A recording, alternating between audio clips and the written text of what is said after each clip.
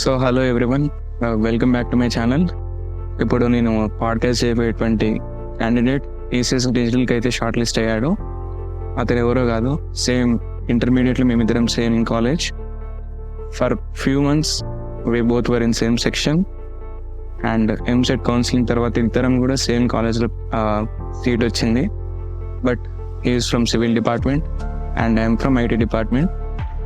So అతనికి రీసెంట్గా digital offer వచ్చింది. ఆ డిజిటల్ ఆఫర్ గురించి ఆ ఇంటర్వ్యూ ప్రాసెస్ కానీ, ఈసీఎస్ ఎన్క్యూటీ ఎగ్జామ్ కానీ, నెక్స్ట్ అతని ప్యాషన్స్ కానీ, వీటన్నిటిని కూడా మనం ఒకసారి అయితే అడిగైతే తెలుసుకుందాం. సో ఈ వీడియోని మీరు ఎండ్ వరకు చూడండి, చాలా ఇంట్రెస్టింగ్ ఉంటుంది.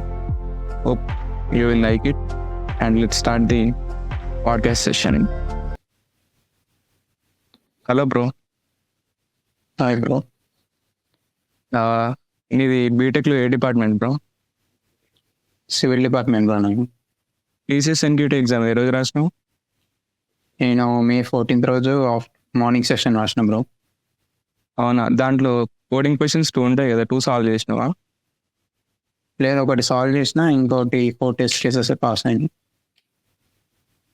అంటే ఏది సాల్వ్ చేసినావు, ఈజీదా హార్డ్దా? ఈజీవి, హార్డ్ది 4 టెస్ట్ కేసెస్ పాస్ అయింది. అది ఇన్పుట్ ఏదో ప్రాబ్లం వచ్చింది. ఓకే. ఇంటర్వ్యూ కాల్ దేనికి వచ్చింది? ప్రైమ్ కార్డ్ డిజిటల్గా? డిజిటల్కి వచ్చింది బ్రో. ఓకే. ఇప్పుడు ఆఫర్ లెటర్ కూడా డిజిటల్గా కదా? ఆఫర్ లెటర్ కూడా డిజిటల్ బ్రో. ఓకే. నీ ఇంటర్వ్యూ ఏ రోజు జరిగింది, ఎప్పుడు జరిగింది? నా ఇంటర్వ్యూ వచ్చేసి జూలై 2nd జరిగింది, మార్నింగ్ సెషన్ కేఎల్యూ యూనివర్సిటీలో. ఓకే. నెక్స్ట్ అంటే ఫోర్నూనా ఆఫ్టర్నూనా? అదే 4 bro, morning session. Okay. Panel number 28. Okay. అంటే ఇంటర్వ్యూ ఎంతసేపు జరిగింది? ఇంటర్వ్యూలో ఏమేమి క్వశ్చన్స్ అడిగాడు? ఇంటర్వ్యూ ఒక 30 minutes వరకు జరిగింది అనుకుంటా. MR round. ఓకే. హెచ్ఆర్ ఒక 5-10 minutesలో అయిపోయింది. అంటే టీఆర్ఎంఆర్లో దేని రిలేటెడ్ క్వశ్చన్స్ అడిగారు? టీఆర్ఎంఆర్లో నేను పార్టిసిపేట్ చేసిన ఎక్స్ట్రా కరిక్యులర్ యాక్టివిటీస్ లైక్ ఫెస్, వాటి గురించి అడిగిండు. నా ప్రాజెక్ట్స్ గురించి అడిగినాను. అండ్ నేను మెన్షన్ చేసిన రెజ్యూమేలో స్కిల్స్ గురించి అడిగినా. అంటే నువ్వు దాంట్లో ప్రాజెక్ట్స్ ఏది పెట్టినావు? అంటే టెక్ రిలేటెడ్దా లేకపోతే సివిల్ రిలేటెడ్దా? 2 సివిల్ రిలేటెడ్ పెట్టినా, ఇంకోటి నేను మైనర్ డిగ్రీ ఏఎంఎల్ అనమాట. ఓకే. ఏఎంఎల్ ప్రాజెక్ట్ పెట్టిన. ఓకే. స్కిల్స్ వచ్చేసి react, Java script, HTML, CSS, Python, Java, SQL పెట్టిన. అంటే నీకు వెబ్ డెవలప్మెంట్ కూడా వచ్చిందా? ఉంది.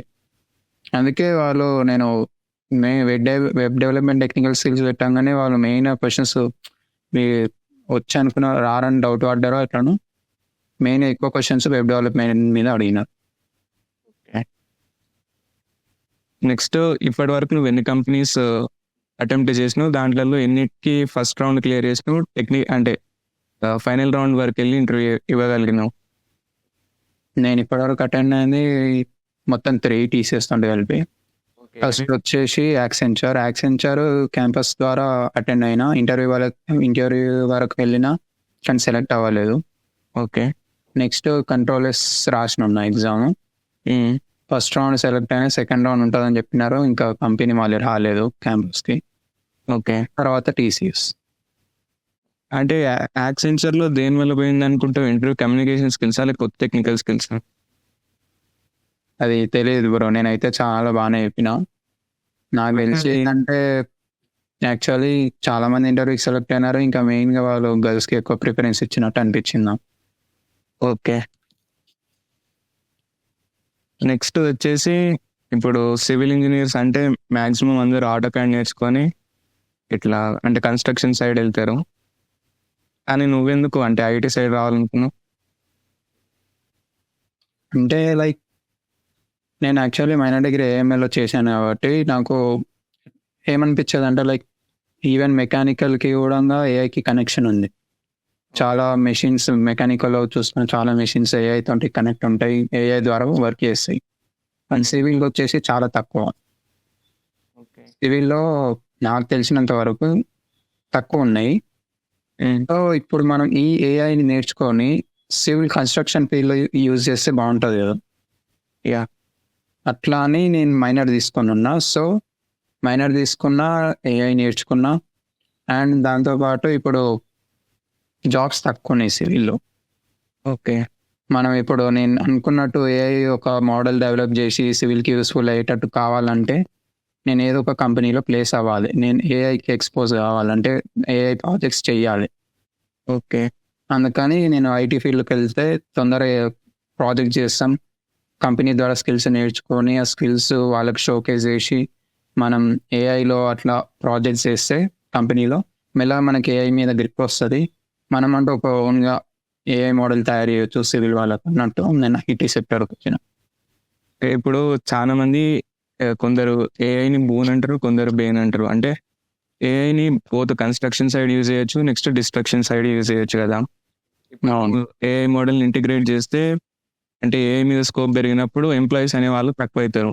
సో దాన్ని అంటే అదొక ప్రాబ్లం కాదా? అంటే ఇప్పుడు మా సివిల్ వచ్చేసేసరికి ఇప్పుడు చెప్పాలంటే ఇప్పుడు ఏదైనా మేము బిల్డింగ్ కన్స్ట్రక్షన్ చేస్తాం. నా ఐడియాతో బిల్డింగ్ని నాకు ఎట్లా ఉన్నాయంటే క్వశ్చన్స్ లైక్ మనం ఏదైనా బిల్డింగ్ కన్స్ట్రక్ట్ చేస్తాం. ఆ బిల్డింగ్ కన్స్ట్రక్ట్ చేసినప్పుడు మనం ఇచ్చిన మెటీరియల్ స్ట్రెంత్ వల్ల, మన ప్లానింగ్ వల్ల, లోడ్ వల్ల ఆ బిల్డింగ్ ఎన్ని ఇయర్స్ వరకు హోల్డ్ చేయగలుగుతుంది, దాని లైఫ్ టైం ఎంత వరకు ఉంటుంది. ఓకే. లేదా లైక్ ఒక క్రాక్ వచ్చినప్పుడు మన బిల్డింగ్లో ఆ క్రాక్ డెప్త్ ఎంత, లేదా క్రాక్ ఎందుకు వచ్చింది, స్ట్రెస్ ఎంత, స్ట్రెయిన్ ఎంత, ఇవన్నీ కనుక్కోవడానికి యూస్ఫుల్ అయ్యేటట్టు ఏమైనా మోడల్ కనుక్కోవాలని అనుకున్నాను. Okay, nice idea bro. Next ఇది ఆల్రెడీ అడిగిన question, how you have learn programming language.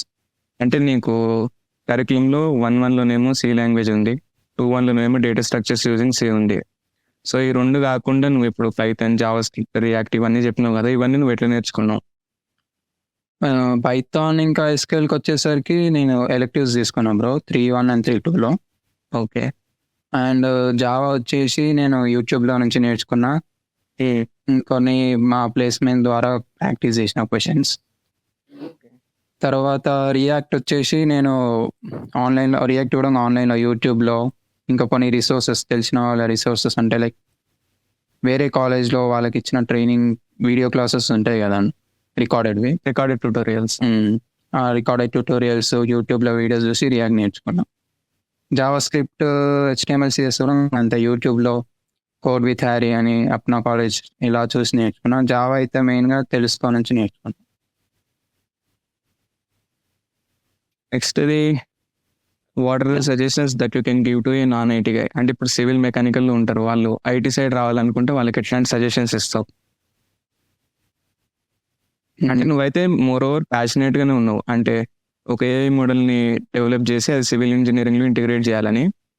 ఒకవేళ నార్మల్గా ఎవరైనా సివిల్ ఇంజనీర్స్ కానీ, మెకానికల్ ఇంజనీర్స్ కానీ ఐటీ సెక్టార్లోకి రావాలంటే వాళ్ళకి నీ గైడెన్స్ ఏంటి? బేసికల్లీ ఇప్పుడు నాన్ ఐటీ నుంచి ఐటీకి రావాలంటే పెద్ద ప్రాబ్లం ఏం కాదు. ఇప్పుడు చూసుకుంటే జావా, పైథాన్ ఇవన్నీ నేర్చుకోవడం అంత ప్రాబ్లం ఏం కాదు. మీరు గట్టిగా కూర్చుంటే ఒక 3 monthsలో నేర్చుకోవచ్చు ఏ ప్రోగ్రామింగ్ లాంగ్వేజ్ అయినా. లైక్ నేను జావా అయితే 1-2 monthsలో నేర్చేసుకున్నా. అట్లా మీరు గట్టిగా కూర్చున్నారంటే డైలీ ఒక 2-3 hours పెడితే మీరు జావా నేర్చుకోవచ్చు. అది పెద్ద ప్రాబ్లం కాదు, ఈజీగా వచ్చేస్తుంది. అంటే మరీ మన కోర్ సబ్జెక్ట్స్ లాగా చాలా కాంప్లెక్స్ అయితే ఉండవు. మనం మన కోర్ సబ్జెక్ట్స్ చేయగలిగినాము, మన కోర్ సబ్జెక్ట్స్లో బాగున్నాం అంటే జావా ఇవన్నీ ఈజీ అనిపిస్తుంది. అంటే లైక్ జావా మొత్తానికి ఈజీ అని చెప్పాను గాను ప్రోగ్రామింగ్ లాంగ్వేజెస్ కంపేర్ టు మనం కొంచెం టాస్క్ హార్డ్ ఉంటాయి మన కోర్ దాంట్లో. ఓకే. కానీ ప్రోగ్రామింగ్ వచ్చేసరికి కొంచెం కాన్సెప్ట్ అర్థం చేసుకున్నాం అంటే ఈజీ అయిపోతుంది, వచ్చేస్తుంది. మరీ అంత ప్రాబ్లం ఏం కాదు. అండ్ మీరు చాలా ప్యాషనేట్గా ఉన్నారంటే నేను చేయగలుగుతా అని మీకు నమ్మకం ఉంటే మీరు ఈజీగా వచ్చేయచ్చు ఐటీకి. పెద్ద కష్టమేం కాదు ఐటీలో సర్వైవ్ అవ్వడం, అంతే. నెక్స్ట్ క్వశ్చన్ ఏంటిదంటే, ఇప్పుడు సివిల్ ఇంజనీర్స్కి మ్యాక్సిమం అంటే ఒక రోల్ మోడల్ ఉంటారు కదా. కొందరికేమో మోక్షగుండం విశ్వేశ్వరయ్య, కొందరికేమో రఘువరన్ బీటెక్ సినిమా చూసి నేను సివిల్ ఇంజనీర్ కావాలని కొందరికి ఉంటుంది ఆస్పిరేషన్. కొందరికేమో ఎంసెట్లో ర్యాంక్ తక్కువ వచ్చి నేను సివిల్లోకి వెళ్తా అనే వాళ్ళు కొందరు ఉంటారు. సో నీకు రోల్ మోడల్ ఎవరు, అండ్ సివిల్లోకి రావడానికి నీ ఇంట్రెస్ట్ ఏంటిది? నాకు రోల్ మోడల్ అంటే ఒకరు లేకుండే కానీ మెయిన్గా చిన్నప్పుడు లైక్ మనం శ్రీశైలం వెళ్తున్నా ఎక్కడికైనా వేరే ప్లేసెస్కి ఓవర్ వాటర్ బాడీస్ వెళ్తున్నప్పుడు ఆ బ్రిడ్జెస్ ఎలా కన్స్ట్రక్ట్ చేసినారు వాటర్లో, okay, bridges and irrigation bridges dams reservoirs ఎలా కన్స్ట్రక్ట్ చేసినారు, లైక్ పెద్ద పెద్ద స్ట్రక్చర్స్ చూసినప్పుడు లైక్ బుర్జ్ ఖలీఫా అలా ఎట్లా డిజైన్ చేసినారు, మనం డిజైన్ చేయవచ్చా అట్లా. అంటే కొన్ని చూసినప్పుడు ఇంపాసిబుల్ అనిపిస్తుంది, అవి పాసిబుల్ కానీ ఫస్ట్ చూడంగానే ఇట్లా లైక్ షాక్ అయిపోతాం, లైక్ ఇలా కట్టేసినారని. అట్లా చాలా నెక్స్ట్ నాగార్జున సాగర్ ప్రాజెక్ట్ ఎన్నో లారెన్స్ ఆఫ్ ఇయర్స్ బ్యాక్ కట్టిరు, అది ఇప్పటికీ సర్వైవ్ అవుతున్నాయి. అదే ఇట్లా ఒక పర్సన్ నుంచి ఇన్స్పిరేషన్ రాలేదు కానీ ఆ కన్స్ట్రక్షన్స్ నుంచే నాకు ఇన్స్పిరేషన్ వచ్చింది, లైక్ ఇలా కన్స్ట్రక్ట్ చేయొచ్చు మనం. అంటే టెంపుల్స్ అట్లా ఏం రాలేదు, టెంపుల్స్ లో కూడా ఇన్ఫ్రాస్ట్రక్చర్ అనేది చాలా డీప్ ఇన్వాల్వ్ అయి ఉంటది కదా. అదే ఎగ్జాంపుల్ చెప్తున్నాను నేను. అలా మెయిన్గా బేసిక్ నేను అంటే చిన్నప్పుడు టెంపుల్కి వెళ్తామంటే గమనించలేదు కానీ లైక్ మెయిన్ నాకు ఇక్కడ క్యాచ్ అయినా అంటే వాటర్ బేసిక్గా వాటర్లో ఏది తడిచినా డిజాల్వ్ అయిపోతుంది. ఈ కన్స్ట్రక్షన్స్ ఎట్లా వాటర్లో ఎలా కన్స్ట్రక్ట్ చేసినారు వీళ్ళు అంటే చాలా మంది కొన్ని ఓషన్స్ పైన కూడా సీస్ పైన కూడా కట్టినవి ఉంటాయి బ్రిడ్జెస్. అవును, ఇప్పుడు జనరల్గా రివర్స్ అనుకుంటే రివర్స్ డ్రై అయినప్పుడు కట్టినారు అనుకోవచ్చు. ఓషన్స్ సీస్ మీద కూడా కట్టిన కన్స్ట్రక్షన్స్ ఉంటాయి.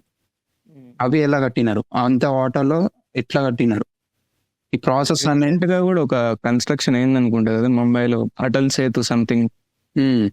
అట్లా టనిల్స్ ఇవన్నీ కూడా టనిల్స్ కూడా చూస్తుంటే చాలా బాగా అనిపిస్తుంది. నేను జనరల్గా నంది పైప్స్కి వెళ్ళాను ఉన్నాం. ఓకే, అట్లా అక్కడ వెళ్ళినప్పుడు టనిల్స్ చూస్తుంటే చాలా లైక్ చాలా బాగా అనిపిస్తుంది. ఎట్లా కట్టినారు ఇట్లా మనం ఎప్పుడు కడతాం, ఇలాంటి కన్స్ట్రక్షన్ మనం చేయాలని ఒక ఇన్స్పిరేషన్ లాగా వస్తుంది అనమాట.